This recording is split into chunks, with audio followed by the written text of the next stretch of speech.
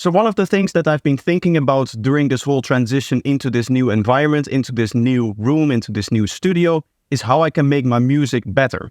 Obviously, when moving to a new studio, there's a lot of things that you can improve. Your workflow, the whole thing, how it's arranged, how it's set up, and all of the tools that you use, all that kind of stuff. When moving, it's always a good time to evaluate everything and see if you can improve things. And one of the things that I want to improve is I want to make my music more expressive. I've been looking into buying some instruments that I might be able to sample in the future. But what I want to talk about today is a way that you can improve kind of the expressiveness of your synth patches. And the way that we're going to do that is with this thing here.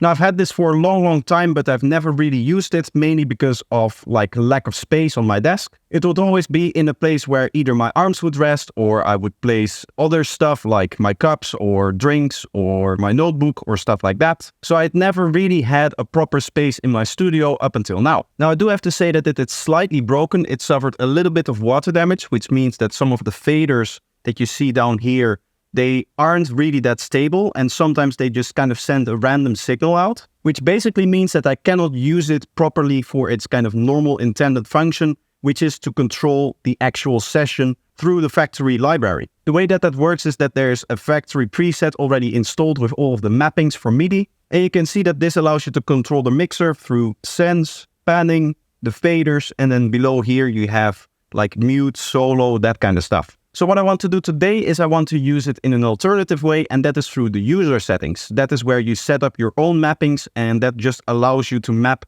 different parameters to different knobs without having all of the pre-installed mappings available for you. So let's jump into the session here so that I can show you how this actually works. Right now I just have this preset open here that I've been working on. This is for my new preset pack that is coming up. And the way that you can map these things inside of a synth like Serum is that it's going to have its own MIDI learn function.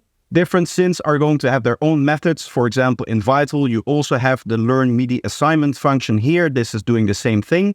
Another example right here is Faceplant, where you have this click to bind function here. This is also doing the same kind of MIDI binding. But the way that these functions work is that you just click the MIDI learn parameter and then you just move one of the knobs. So for example, right here, I'm going to move this. And you can see on the screen, it's also moving. So now this means that I can just press play on this sequence here and I will be able to move the knob and actually change it in real time.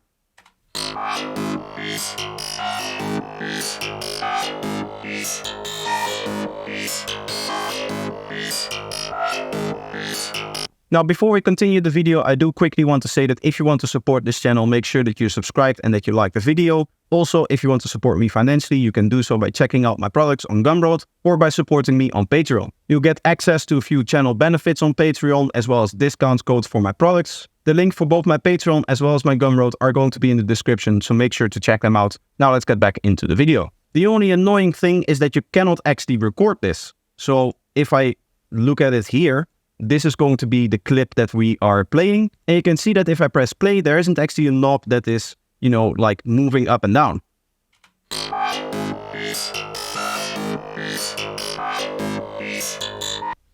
Because we are mapping within the synth itself, Ableton doesn't actually know that we are moving this knob and that things are happening. So let's remove the MIDI CC again here. And let's see if we can do that within Ableton so that we can actually record this and use it in our track. You can see that I already have a few parameters set up here. The way that you can set the parameters to show up here is through the configure function. And then you just move them and you can see that they show up wherever you want. And then when you're done, you just unclick configure and now all of the parameters are set up right here. Now within Ableton, you also have your edit MIDI map here, and this works in the same way. You just click the button and then you can see it assigns it right here. This is the MIDI assignment. It also shows in the list here where you can edit minimum and maximum values as well. So let's just do a couple of them. And now we can play with the different knobs to see what we get.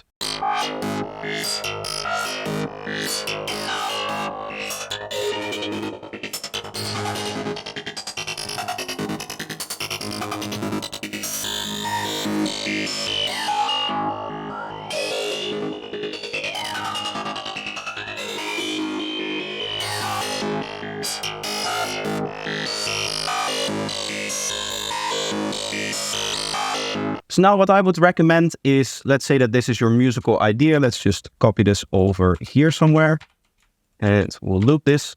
What I would suggest is that you take all of these knobs here and just place them in here. The best way to do that is to set an initial parameter outside of the area that you're working with. And then you just go through all of them. Here, Serum, format, here, Serum, ambience, click, Serum, mod wheel, and there we are. Now we want to record this automation, but we don't just want to record normally. If we record normally, what will happen is that it's going to overwrite this MIDI and it's not actually going to take into account the MIDI CC. So I'm just going to press record to show you what happens. I'm recording, you can see the MIDI gets overridden, and if I move one of the knobs, it just doesn't get picked up on the actual recording. It's trying to record MIDI notes, not the MIDI CC information. So in order to do that, you need to press this button, and now it should record new MIDI information without taking out the previously existing information.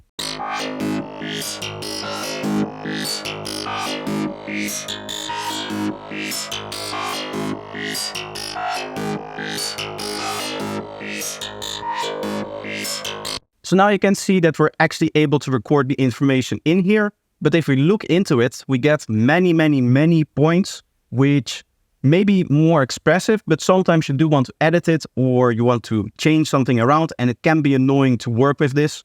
Either you have to re-record it in, or you have to mess around with many points.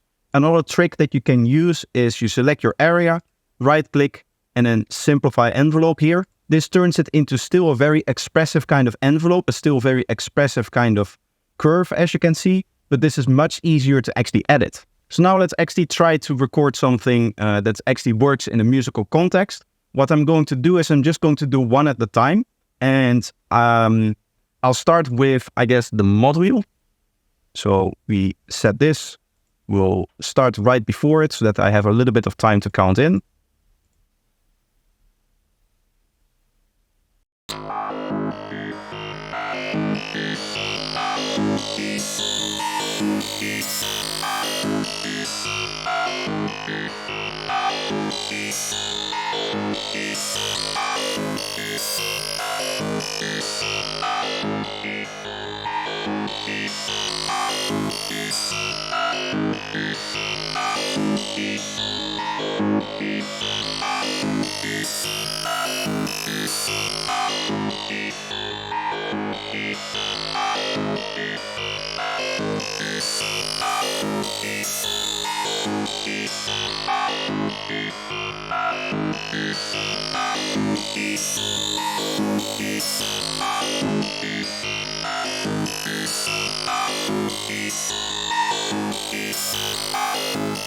As you can see, I messed up a little bit here. What is probably a good idea is to have the loop a little bit longer than the clip that you're actually trying to record. But with Ctrl-Z, we can actually fix that. So now we have the actual automation that we want. And let's just clean this last bit up so that the point kind of stays there. And if we want, we can simplify this again so that it's easier to work with. And now we have our first envelope recorded. Now we can go with the second one, which I will use the format for. This is also one of the parameters that I would actually want to automate like this. Obviously, you can imagine that there's a little bit of consideration for each parameter. Do I actually want it to have this kind of flowy feeling to it, or do I just want it to stably rise or lower or do something a little bit more quantized? So for example, we have a 32 bar part here. You can imagine that maybe for the rhythm, we want to just change up the rhythm in the halfway point here, so that before it's just like this.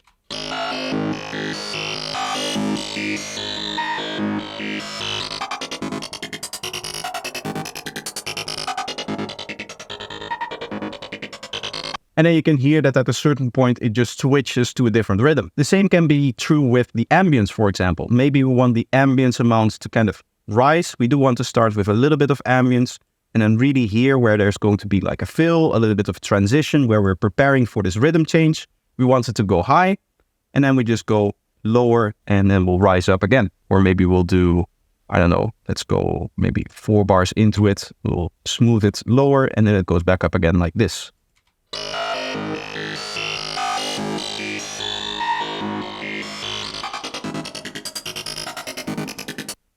Now this is the point where you can see that editing becomes really, really handy. As you can see, we're at a low point here of the automation. And I think we really want to be at a high point so that we have a very high energy amount here. So I can just move them up to the way that I want them to be. And let's move this a little bit lower so we get something more interesting down here. And now we have this high point here.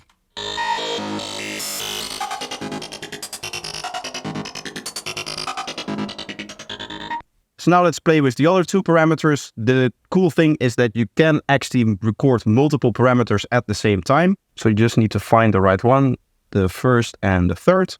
And now I can just start recording and record both of them.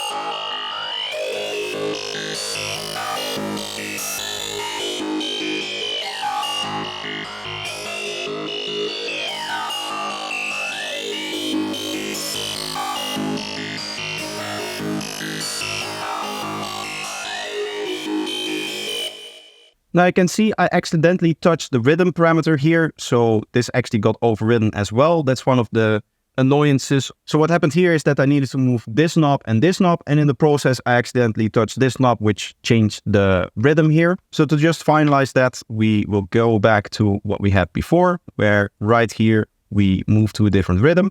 So I just imported a quick kick and bass so that you can hear how it sounds like in the context of a drop.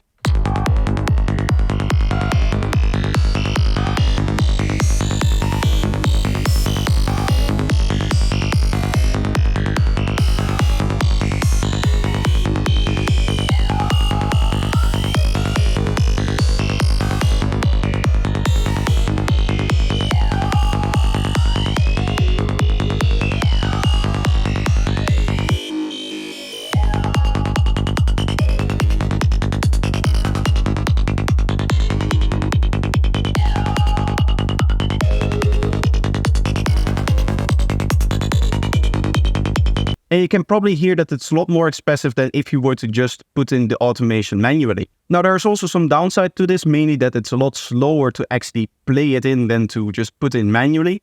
If I go into a project like this and I were to take a parameter and I just say, okay, I want this to go like this and I want it to go up and down, you can see that it's a lot faster than having to record in a whole section, which just takes the amount of time that the section lasts. And that in this case, that is almost like 40 seconds. And you have to remember that we had to do multiple takes, one for this, one for these two. And maybe even here I say something like, okay, this isn't really what I want. I have to re-record this again. But that's going to be difficult because now, for example, if I wanted to re-record this again, I would have to find a nice space to actually pick up on. And then I would need to set the parameter exactly to this value so that it matches. And then I can record from this point to override this last part here. But overall, I think the benefit outweighs the negatives of that. And it's just kind of like a trick that you just sometimes use on very few sounds that need that kind of expression that you want from those kind of manually rotating knobs. So that's going to be the video. I hope you enjoyed something and I hope that you learned something. If you did, let me know by leaving a like. And if you're new here, make sure that you're subscribed. But that's going to be it for the video. I hope you enjoyed and I hope to see you in the next one. Bye bye.